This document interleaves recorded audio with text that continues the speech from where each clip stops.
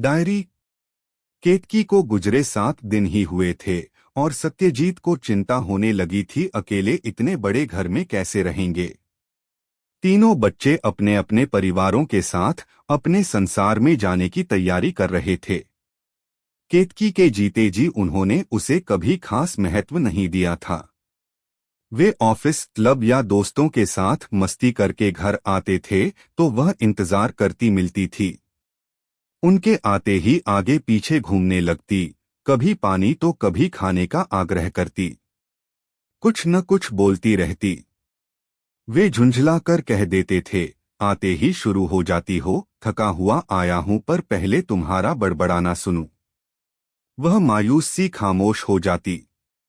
उससे बात करना, उसके हालचाल पूछना सत्यजीत को आवश्यक नहीं लगता था, साथ कहीं ले जाने के लायक तो कभी लगती ही नहीं थी। लेकिन अब लग रहा था केतकी का बोलना याद आएगा, जब रात दिन घर में सन्नाटे का राज होगा।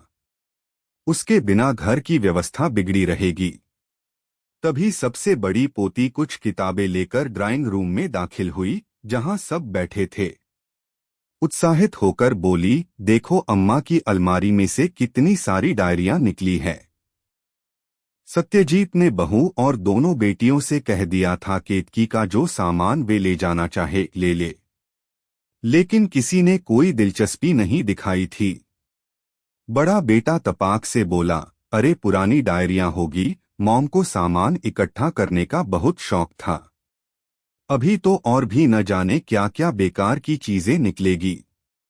तभी बड़ी बहू ने एक डायरी हाथ में लेकर पन्ने पलटते हुए कहा, इसमें तो बड़े बड़े शायरों और कवियों की रचनाएं हैं, लगता है मम्मी जी को साहित्य में रुचि थी।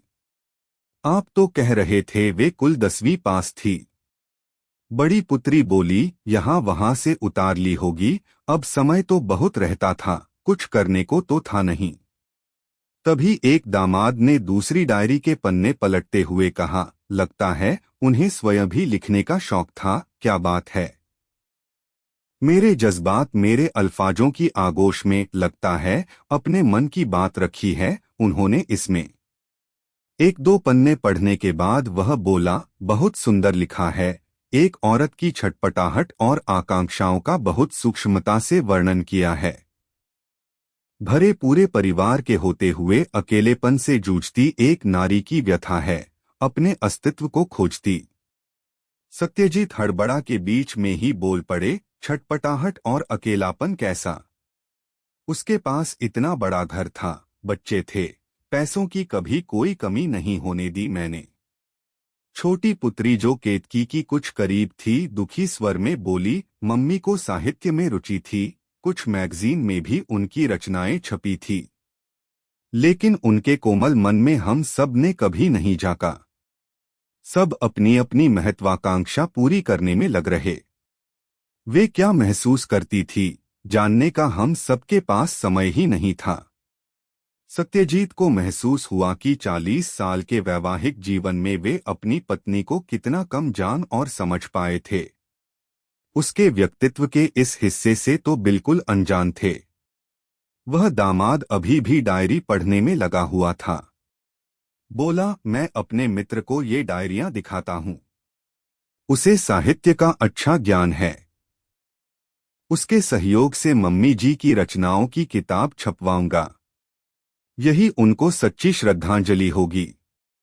सत्यजीत सिर झुकाए बैठे थे। उनकी हिम्मत नहीं हुई दामाद से वे डायरियां मांग ले जिसमें उनकी पत्नी की रूह थी।